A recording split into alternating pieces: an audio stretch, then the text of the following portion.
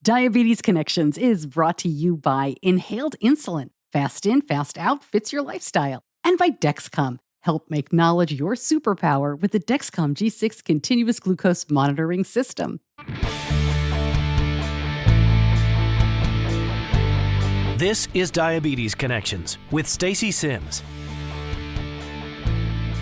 Welcome to another week of the show. Always so glad to have you here. You know we aim to educate and inspire about diabetes with a focus on people who use insulin. And many of you tuned in virtually to EASD recently, or maybe you were lucky enough to travel there. That's the European Association for the Study of Diabetes. A few studies came out of that were in my newscast last week, and it is where that interview with Jake Leach from Dexcom took place as well. The interview that we ran last week from Nerdabetic, Camille Armaki, and I appreciate him letting me share that. But there was one talk that really caught my eye, or I guess my ear, and I think you're going to enjoy it too. This was the Ddoc Symposium called What We Wish You Knew and Why, which features advocates speaking on topics that are relevant to people living with diabetes. And the topic for this one is novel forms of online peer support developed during COVID.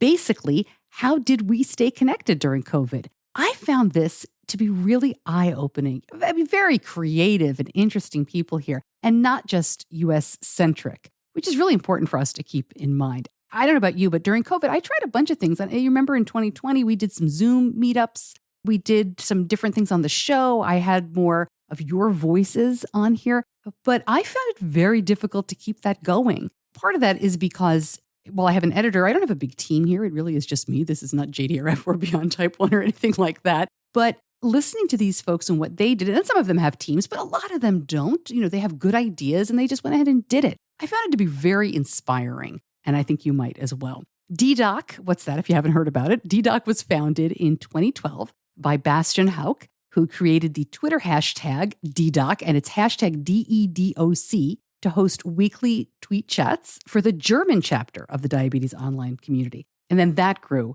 into one of Europe's strongest patient advocacy and peer support communities. They do an awful lot. And this is, by the way, an excerpt from this one symposium. You can watch the entire thing, including the Q&A that they have at the end. I did not include that here, but you can see it all at ddoc.org/symposium, and I will link that up. Huge thank you to them for letting me rerun it this way. Everyone who speaks is introduced or introduces themselves, so I will not do that here, and we will get to it in just one moment. But first, Diabetes Connections is brought to you by Afrezza. Quick biology fact. Did you know your lungs have the surface area of a tennis court? That is interesting, right? But why is it important? Since Afrezza is a powder you inhale, the insulin is delivered through the large surface area of the lungs, which allows for ultra-rapid absorption. The insulin passes through your lungs into your blood in less than 1 minute. Your blood sugar may start to lower in about 12 minutes, and that is glucose management in the moment. Find out more and see if Afrezza is right for you. Go to diabetes-connections.com and click on the Afrezza logo.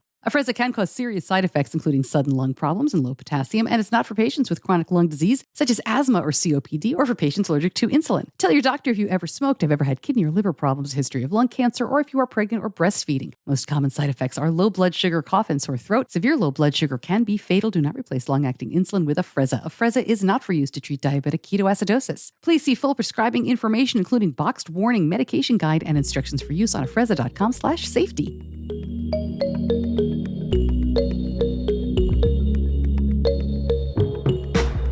Hi everybody, my name is Renza Scibilia. I'm a diabetes advocate and activist from Australia. I am so honoured and proud to call the Ddoc team part of my own team, and that is just something that I honestly can't believe every day, because to work alongside people who live, breathe, sleep, eat and everything else community is all I ever wanted from my advocacy, and hey, I got there, which is pretty special. So thank you to the team there. And we have an incredible symposium today with incredible speakers. Now, when COVID started, everybody scrambled to try and work out how can people with diabetes stay connected to their healthcare teams. And absolutely that was critically important, because we didn't want to get to the point where people were falling out of care because they simply were unable to see their healthcare team. So there were great digital solutions that we'd been crying out for ages that suddenly happened overnight, and thank goodness that was the case. But at the same time, the diabetes community was looking to work out how we could still remain connected so that we could continue that peer support and peer-to-peer learning.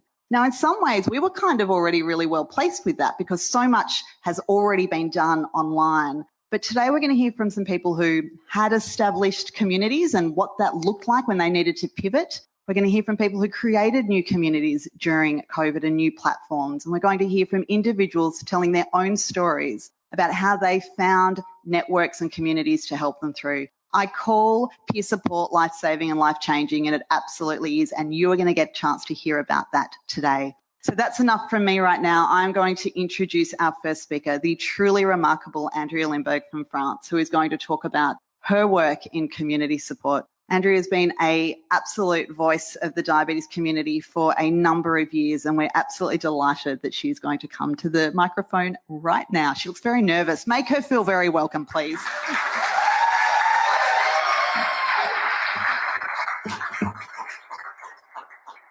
Thank you, Renza, for your very kind words of introduction.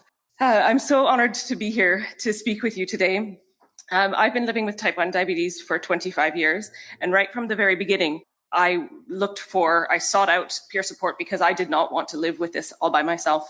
And I quickly got involved in organizing events as well. So I'm going to talk to you today a little bit about the diabetes online community and give some examples about how the different communities around the world coped and adapted their initiatives during the COVID pandemic. So going online for information and peer support is nothing new for people with diabetes. Shortly after I was diagnosed in 1997, I found listservs, early Delphi and about.com forums, and primitive websites and with messaging and discussion forums like the insulinpumping.org website. By the mid-2000s, there were personal blogs in a multitude of languages. Weekly tweet chats started in English in the US and then quickly spread out in different countries and around the world in the years following. And now there are literally tens of thousands of Facebook groups that are hosted by people with diabetes all around the world, either from local areas or on specific topics. People have found and created communities throughout all of the social platforms as these platforms have developed over time. All of these ways to find community and connect with people who are going through similar circumstances or have similar interests, whether it was running marathons or bolusing correctly for pizza or just needing an ear and a virtual shoulder. So even before the COVID pandemic hit, people with diabetes had a couple of decades of building and expanding their peer support online. But not everyone is online or is looking to connect that way. And some people don't even know that there is a whole community out there.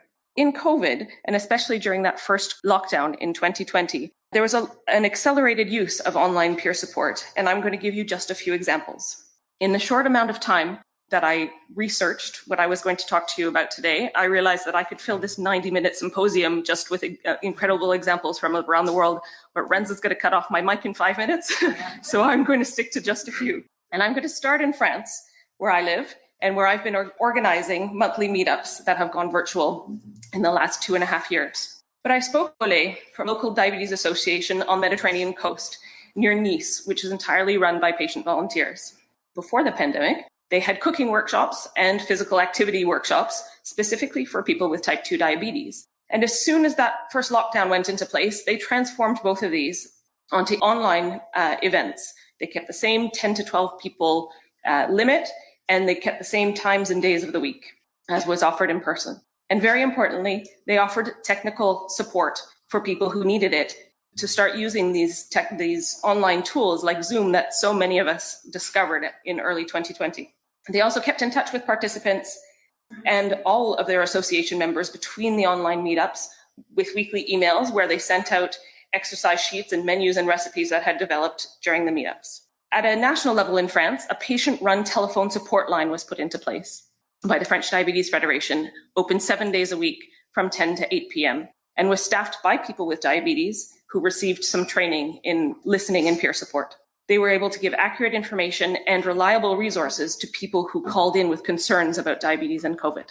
Over in the US, I spoke with Carol Vachon, Joanne Milo, and Glenn Weber, who are founding members of a group that brought a local peer support group to an international level. As many of you will know, there's been a growing community of people over the last 8 years or so who have been building their own DIY closed loop systems.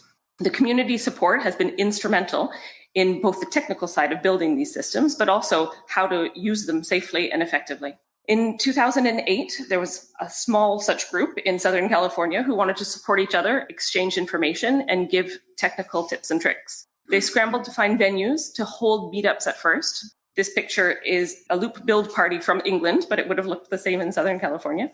They did manage to find some endocrinologists who would support them and help them find venues, at which point they included speakers on video feed from across the country. And there are about 100 people in this Southern California loopers group at this point. When the world went into lockdown, the admins of the group got together to ask themselves how they could best help the community, which was now so isolated from one another. The community was growing, so they rebranded the SoCal Loopers to Loop and Learn with some simple principles. Be kind, help the community get answers to their questions, and provide safe, clear, easy to understand documentation. The Facebook group grew exponentially over the following years, and it has close to 6,000 members worldwide today. And within the first few months of the lockdown, there was a YouTube speaker series that was born and is still going on today with about 100 videos and guests who talk both about building and using Loop, but also about diabetes tech news on a much broader scale. So back in Europe, I spoke with Grania Flint from Ireland. In the first lockdown, patients in Ireland were completely cut off from clinical teams, who took a long time to be able to communicate effectively with little possibility of using even email, let alone telemedicine platforms. So people with diabetes turned to online groups. A Diabetes Ireland Facebook group, which was moderated by people with diabetes, saw huge growth in 2020. Many WhatsApp groups were also popping up, and these patient communities were able to share information. For example, that repeat prescriptions were extended to 9 months from 6. And they were able to quickly nip any misinformation that was being shared.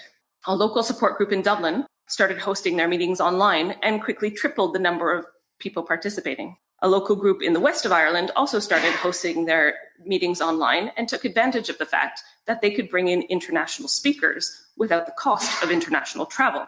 And the annual Thriveabetes conference went online and had almost as many households connect in 2020 as they previously had individuals in the previous years. And across the world, I also spoke with Anita Scibilia, a diabetes advocate and very talented artist in Indonesia.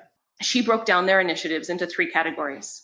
Pre-pandemic, people with diabetes could only get 1 month of supplies from their primary health care providers. Diabetes advocates lobbied to increase that to 3 months at a time so that people wouldn't have to go out so often during lockdown. The health authorities agreed, which makes it sound really, really simple, but I have to go fast.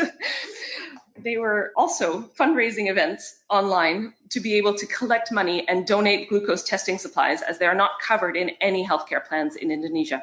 And finally, they organized an online conference on diabetes and women's health and invited healthcare professionals to speak. They addressed topics like pregnancy, menstruation, menopause, topics we need to hear a lot more about and often remain far too much taboo. Having this conference online allowed more women to attend, as they didn't need to travel, and they could remain anonymous if they chose to. So this is only a picture of the many women who were attending. This is only a very brief overview of the creativity and persistence of the diabetes online community to show that when COVID hit, not only did we not simply cancel superior port initiatives that existed, but we used those opportunities, those tiny silver linings, to increase and multiply peer support even further than was previously done.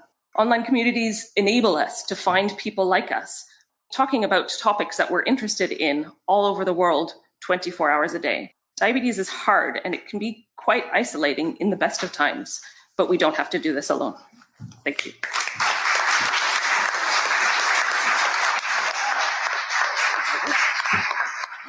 Thank you, Andrea. Please, we would really hope that there are going to be lots of questions. We are going to have a panel discussion at the end, so please note them down and we will come back to those questions later on. I am now delighted to introduce Jeff Hitchcock. Now, I think many of you will know Jeff. Jeff is going to talk all about children with diabetes, which is an incredible, incredible group out of the US who come together in July in Orlando. And he's going to talk about how did you go from having 3,500 people come to Orlando to Disney World to not doing that, but still keeping your community going and thriving.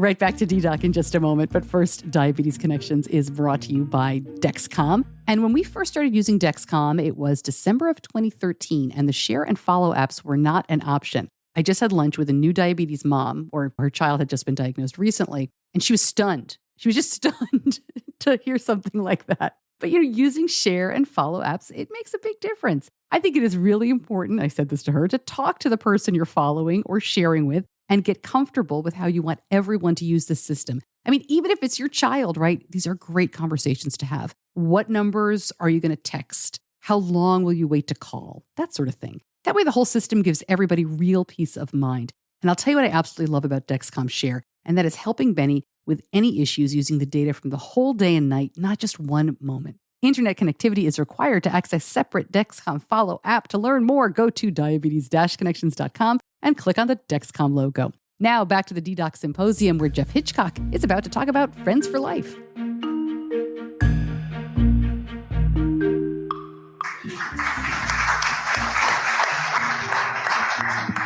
Thank you. Let me put some context, which I think is important for professionals in the room to understand. Elliot Joslin, a pioneer in diabetes care in the United States, was quoted as saying, "The person with diabetes who knows the most lives the longest." And that was true in the 1920s, and it remains true in the 2020s. And this other slide really illustrates why peer support is so critical. The blue circle representing international diabetes has a little white sliver there. And that little white sliver represents the 0.02% of the time in a year in which we, the people living with diabetes, see our healthcare professionals. And the rest, almost the whole year, we are on our own. The mission of the organization I run is to provide education and support to families living with type 1 diabetes. We began as a website in 1995 to share the story of my family raising a child with type 1, who actually is sitting here in the room right now. She is now an adult diabetes nurse educator. And the good news is the website has advanced significantly because I am a math major. I am not a designer. It looks so much better now that we have a real designer. But what we are most known for is Friends for Life, the conferences that we run in Orlando. This is the sign at the hotel for our first event in June of 2000. They got two words right, welcome and with. So this began when Laura Bilodeau asked other families who were part of our online support group if anyone wanted to share a vacation with her. Well, 110 families or 550 people showed up. And from that, we asked, what do we do next? And by the way, this is a picture of all the kids with type 1 diabetes. The arrow on your left is Marissa, and the arrow on the right is Laura's son, Sam. So in 2001, we actually held the first real event. The gentleman on the left is Gary Hall Jr., the U.S. Olympian who was diagnosed with type 1 diabetes and told he would never swim again. Well, he, of course, swam and won records. Right before this, he was standing on the edge of the pool with a shirt on, and he rips his shirt off, and all the moms gasped. And on the right is a team from the Diabetes Research Institute in Miami, which came down and did an islet transplant on a teddy bear to show our kids where science was going. There are a whole lot of years in between, but I want to share a couple of other things. In 2016, on the right, we held our first fellows program. So we talk about how do we teach type 1, the real experience, to healthcare professionals. So these are newly minted endocrinologists and PhDs who came and experienced type 1 diabetes in the wild with our families, to remember that when they went back into practice. In 2017, we had this family on the left. Those are two little girls, twins, diagnosed with type 1 diabetes at about a year old, sporting the latest tech. In 2018, the first year we had more adults with type 1 diabetes at our conference than kids. And in 2019, little did we know what was coming, right? NFL football star Mark Andrews, who's about 6 foot this, and the president of ADA opened the exhibit hall. And on the right, I'm too tired. This is a reminder that the very youngest kids get diabetes. At our conferences, if you have diabetes, you wear a green bracelet. This girl's wrist was too small, so it was on her ankle. The last event in the diabetes world before things changed was Madrid in 2020 at ATTD. We joined with ISPAD and celebrated years of working together and the importance of getting together as groups. And you can actually see Renza over there, and Bastian's in one of these too. And then everything changed, except in Sweden. You knew that. Sweden did not lock down. So what in the world do we do? Well, we began immediately with new digital offerings. We wanted to continue the science, so we created something called Screenside Chats. We wanted to continue sharing the innovative work of our industry partners, so we created Masterpiece Product Theaters, and that little dog is a picture of Marissa's dog, Baxter. We expanded our weekly diabetes email newsletter to have more rich content, and a group of moms decided they wanted to get together on Zoom every other week, and that's our Moffel Chat, Moms of Friends for Life. We expanded the clinical writing that we did. Marissa, in fact, our clinical director, writes every week on a variety of topics to make sure that the education is continuing to be delivered. We scour the internet for new studies and research articles to share those so that our readers stay up to date on a wide variety of topics. Over the course of, since 1995, we've answered about 18,000 questions on every aspect imaginable on diabetes. And it began with a Dear Dr. Hitchcock email, and I'm not a doctor, so we enlist a lot of you as professionals. Our social media presence expanded, as we all did because we had to. And then in 2020, we built a virtual conference platform using Zoom and web pages. Simple technology, very low cost, and we had almost 5,600 people from 55 countries register and attend. It was amazing. But it wasn't the same. So in December of 2020, the first vaccine was delivered. And as I wrote, with vaccines come immunity, with immunity comes community. So in 21, we returned sort of half normal, social distancing and all of that. And it turns out that Friends for Life Orlando 2021 was the largest in-person diabetes event on the planet. It was also the only in-person diabetes event on the planet. Don't worry about that. 2022, we were back to full capacity, 1,800 people. People from 12 countries came, 45 states, and I got COVID on the last day. Tested positive in 15 seconds on the home test, drove home. But we were still there, and the vaccines had prevented anyone from getting very sick. So a little bit briefly, I think I have some time, of fiffles. So I kind of mentioned that there's been this change. And if you look at the top center, I don't know if this laser thing works, it does here. So now more adults with type 1 diabetes that are at our events than kids. And I think it's a reflection of two things. The kids who grew up through our events want to come back, and adults with type 1 are finding their tribe. They're finding a place they can go where everyone knows the beeps. But there's a little bit more. This is an important project that I work on with Chris, who's in the back, Bastian, and Renza.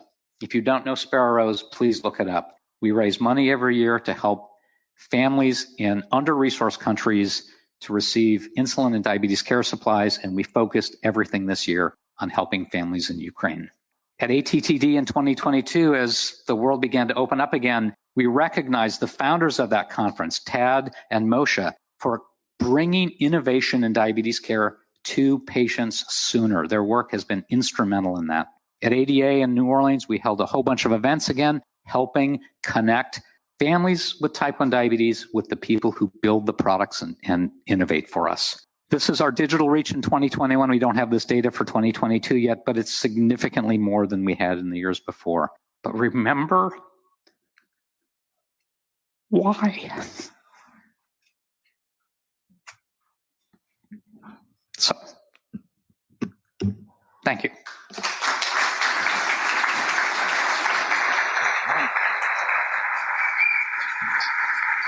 There you go. I've been to a Friends for Life conference, and I said this the other night. Before I went and people were talking about it, I thought they drank the Kool-Aid. It's like, really? What is it? It's a bit like a cult. And then I went and I completely and utterly got it. It changed my life. It changed my family's life. So thank you for making sure that it kept going through COVID and has come back stronger and stronger. So thank you so much. Okay, we will all take a breath. And I'm now going to introduce you to the truly amazing Salih Hendricks, who's going to tell his story I hope that we have all got, brought along a little bit of resilience and just incredible, being open to incredible stories, because you're about to hear another one right now. So please welcome Salih.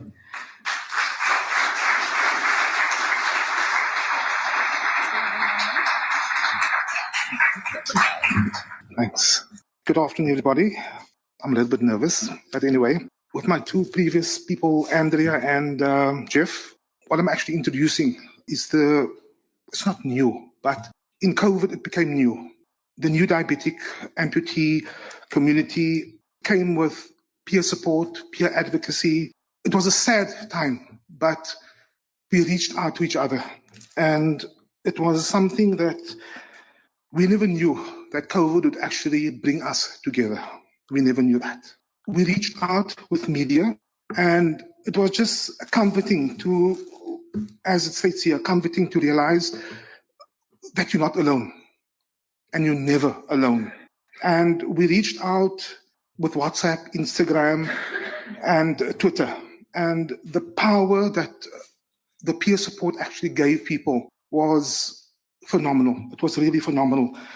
And the only thing is that with all this technology that was spoken about, we reached out with WhatsApp, Instagram, and everything, but there was one community that was forgotten about, and that was the people without technology. And I sat down one night and I said, how do we get the message out? And something came up to me and said, what did the Indians actually do? The smoke signal. And I called the last media, the smoke signal media. It is what we actually do collectively on media with the support with each other, the lived experiences, and what we actually gather with that information, we pass on to the communities without media. So we call that the smoke signal media. You just actually continue it. Without any media, you actually go into your communities and you pass it along. So we do the printouts on pamphlets and everything. It is something that I didn't actually think of. It just came into me, the smoke signal media. It is something that I'm proud of, but as Andrea and Jeff actually spoke about, it is something phenomenal on how you actually go out there with your lived experience. And slide 3 was actually a passion of me in 2022, January, where something just bumped me into the head of inclusion. And we've actually included everybody. And if I say everybody, it is the conditions that actually comes with diabetes. And with the networking, we became family. With the support, it is peer support. And I actually encourage the acceptance, because acceptance comes with a lot of emotions. And this actually brought us closer together. But the smoke signal continued. This is just me that, if I actually go out there, it is trying to encourage people the independence that you can achieve and the acceptance that you can actually bring to yourself. And in this period of COVID, I had my amputation. It was a period of getting independent,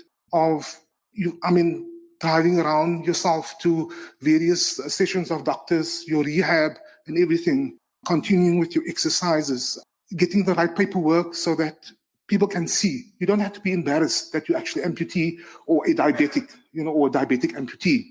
I reached my goals on everything. And it is something which I actually encourage the community that I actually work with, and that is the diabetes amputee community. It's not to be embarrassed about anything that you actually overcome or the condition that leads from diabetes. This is just a few photos that I gathered with the community.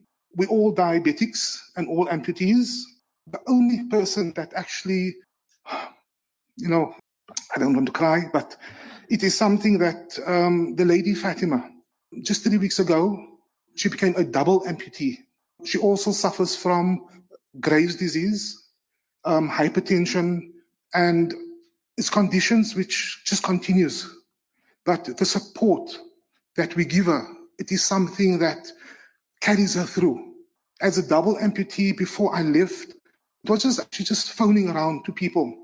the prosthetists and doctors, and we actually gathered money together to get her new legs, as we call it. And she is so ecstatic about it. She asked me, when are you coming back, Salih? And I said, I'll be back the 24th. She can't wait. She can't wait. So this community, or these people on this photo or presentation, it is the people that does the smoke signal. They actually go out to other communities that are struggling as well. I would like to promote the smoke signal where it is not only the communities that don't have media, it is the communities that are illiterate as well. In South Africa, there is a lot of people that's illiterate, and especially in our Black communities in Cape Town. So it is passing this along to everybody, getting the message out there, you're not alone. This is our next steps. In fact, we're busy with this actually with the multidisciplinaries approach to manage the diabetic amputees.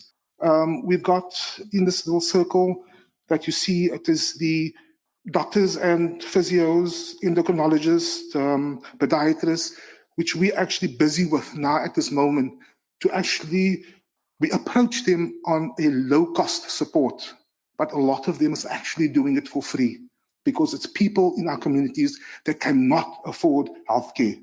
So we're taking this the next level to get multidisciplinary support for our community of diabetes amputees. It is hard work, but I enjoy it. And being part of this Ddoc has actually taken me to another level of advocacy in many respects. And I just want to thank everybody. If I look at Bastian and everybody along here, I am here live speaking with all of you, but it is the lived experience that counts. Thank you very much.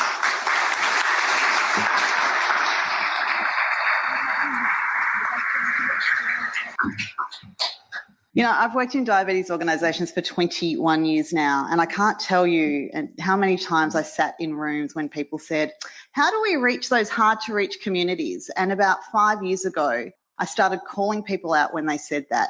They're not hard-to-reach communities. They're communities that don't respond to the things that we, as a diabetes organisation or as health professionals, have decided this is how we communicate.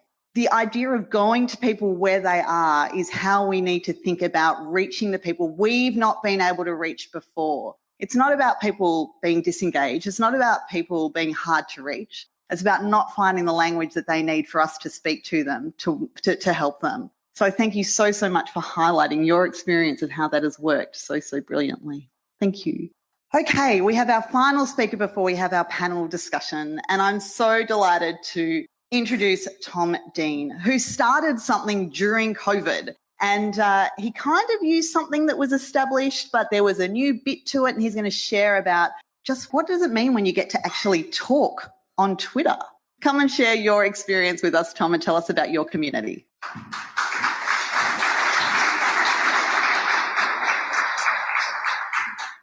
Good afternoon, everyone. It's a pleasure to be here with Ddoc and amazing speakers. So thank you for having me. So today I'm going to talk about the Diabetes Chat community. But before we do that, I wanted to put a bit of context behind who I am, because I'm not just a piece of, like, I'm not a number. I'm a person, okay? I have diabetes, and we need to remember that. So I was born in Wales. I met my wife in Aberystwyth, and I know she's watching with our son, Harry, right now. I'm an early years teacher. I was married in August 2018, and our son was born during the first lockdown. But I was diagnosed with diabetes when I was 17 years old. So as I was in secondary school, as in my last year of school, I was thinking about going to university, and things just changed.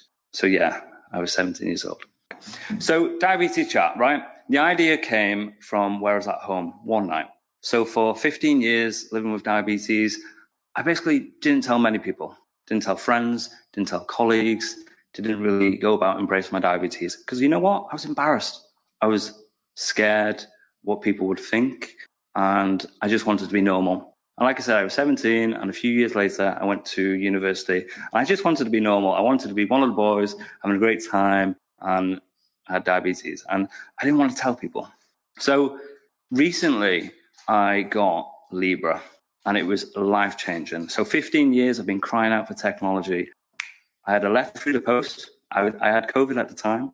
I was sat upstairs and my wife put a letter through under the door because we were isolating away from each other. And I got the invite for Libra, and it changed my perception of how I feel and my confidence to embrace my diabetes. So the following weeks, I started following more people on Twitter and seeing the amazing advocacy of people. And I sat at home and thought, how can I maybe connect with people and talk to people?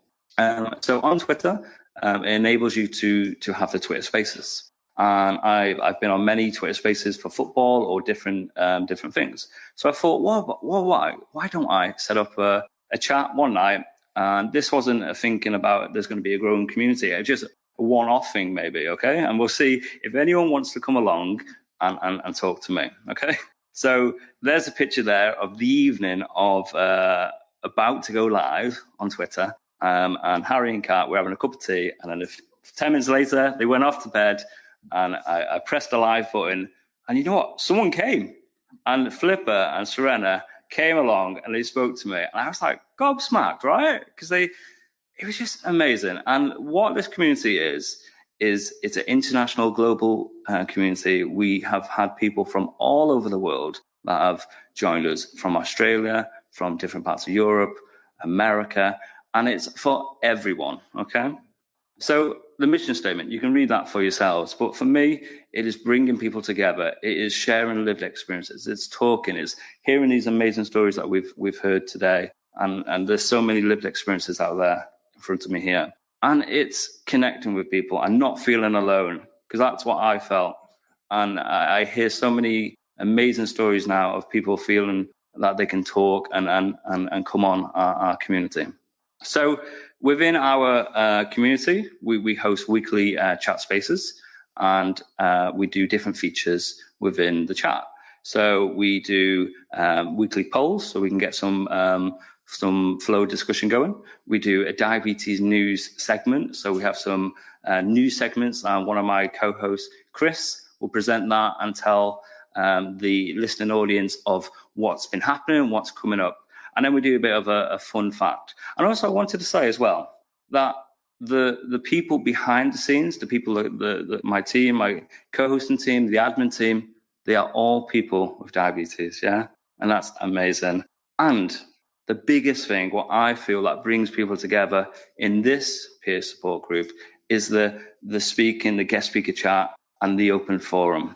So there's two parts. The guest speaker chat is where we have, I'll read this first. So we have been running Diabetes Chat since February, okay? And we've been doing it week in, week out, consecutively for 33 weeks. We've hosted 34 guest speakers today within 27 chats. We run for around 3-4 hours a night, and sometimes I just can't get off the line because people just want to keep talking, but it's great. And it's about 1 o'clock in the morning, and I'm thinking, you know what? I'm a teacher. I'm up in about 6 hours' time. I can hear Harry screaming. Oh my God! But I'm having a great time. Since July, I've just got some stats for the last couple of months. There you go. You can see the sort of figures that people are tuning in. We've held one research event where we had 5 amazing researchers come on and presented their research to the community, and that was amazing. And as Jeff said before, that 0.2% of time you guys spend with healthcare professionals or them sort of teams, and then having these guys come on and sharing their amazing research and then involving the community to talk and ask questions, amazing. And similarly with the guest speaker chats, which I'll talk about in a second. We've had 5 community events, and there's some stats and data for followers and the website. So peer support. To me, and I've asked these questions to the community, it is about making diabetes. And that's what I want my community, the Diabetes Chat, to bring, is that you're making friends and you are learning new things, you're connecting, you are talking, you're normalizing things, okay? And I've learned that so much, and not feeling alone, because that was my sort of main point of why I set it up, because I felt alone. I felt so isolated with it, I didn't even know where to turn anymore. And I've just grown with confidence in feeling that I can embrace my diabetes. And that's how I feel it should be about. And it's sharing them lived experiences and talking and just learning from each other. So here are some tweets that I've just got from people. So the idea behind the chat is that you can talk, you can request the mic, and you can come share your experience. You can also tweet along, okay? So that's another opportunity for them to get involved. And like I said, there's all them fun different features that people can get involved in as well. So yeah, hopefully you can see some of the points there. As I said, we host guest speakers. We've been doing this since week 2. And Janina from New Zealand was our first ever guest speaker. And our lovely Renza came on the diabetes chat as well. And as you can see there is fantastic array of amazing advocates, healthcare professionals, diabetes advocates, sports athletes, people who have diabetes. We've got a nurse, I know James there, who is a DSN and also has diabetes. And all these people have come on and shared with the diabetes communities their areas of expertise. They've told their stories, and then the community have interacted with them. And it's just been amazing. We've learned about their diabetes and their journey, and then the community have asked questions as well. And there are some of the sort of hot topics that we take away from the guest speaker chats and also from the open forum. And the open forum is where, for you guys, you can come along and you can talk, you can ask questions, you can share experiences. These are some of the things that have cropped up over the past 8 months that we've talked about. And they are so important topics there. So, diabetes chat, what is next for the community? Well, like I say, we run weekly chat spaces, okay? And we do this every Monday, 8 p.m. UK time. And each week we have a guest speaker, like I said. There you can see the lineup, the upcoming guest speakers for October. So fantastic 4 speakers that will be coming. And like I said, we have a research event as well, where we'll be hopefully getting healthcare professionals, researchers, to come on and share their research with the diabetes community. And then hopefully we can have that interaction as well. So for you guys out there as healthcare professionals, please get in touch with me, and we can hopefully share your amazing research. And if there's ways that the diabetes community can get involved in your research, please share it. I think it's so important that we're part of these research projects. And World Diabetes Day, we know that's coming in November. So we are going to do a 24-hour Twitter space to spread awareness of diabetes. We've got some fantastic speakers lined up, and all will be coming and revealed in the next couple of weeks. And it's all about connecting with people from all over the world, okay? United together and just learning experiences and not feeling alone. So there you go. Thank you so much. It's been a pleasure.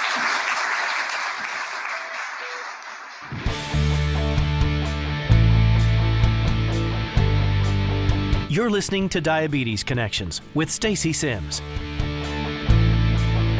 Well, the applause is there, but that is not the end of the entire symposium. As I mentioned, there is a Q&A. So if you'd like to see that, I will link that up. Just go to diabetes-connections.com and click on the episode page for this episode. And in the show notes, all the links are there and more information. Before I let you go, if you've listened this long, I want to let you know that I have a discount for Still the World's Worst Diabetes Mom for the month of October. The promo code is SPOOKY, and you can get $3 off the cover price. That promo code works for the older book as well. You have to order it from diabetes-connections.com. There's a bookstore or a shop tab. And SPOOKY will work as a promo code for everything in your cart. So please check that out. If you haven't been to the website in a while, the bookstore also has things like free downloads, get your diabetes organized, get your gear to stick, got an ebook of transcriptions. There's a whole bunch of stuff to check out there. All the stuff that is downloadable is free. The books are not. I wish I could make them free, maybe someday. But Spooky will take $3 off each item in your shopping cart. So it's a great deal. And the new book will be on sale on Amazon and wherever you get your books, November 1st. I can't believe it. I'm so excited. All right. Thank you so much to my editor, John Buchanan from Audio Editing Solutions. Thanks to Ddoc for letting me share this audio. I really appreciate it. And thank you so much for listening. I'm Stacey Sims. I'll see you back here in just a couple of days. Until then, be kind to yourself.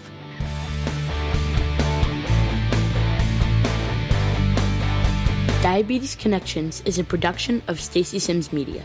All rights reserved, all wrongs avenged.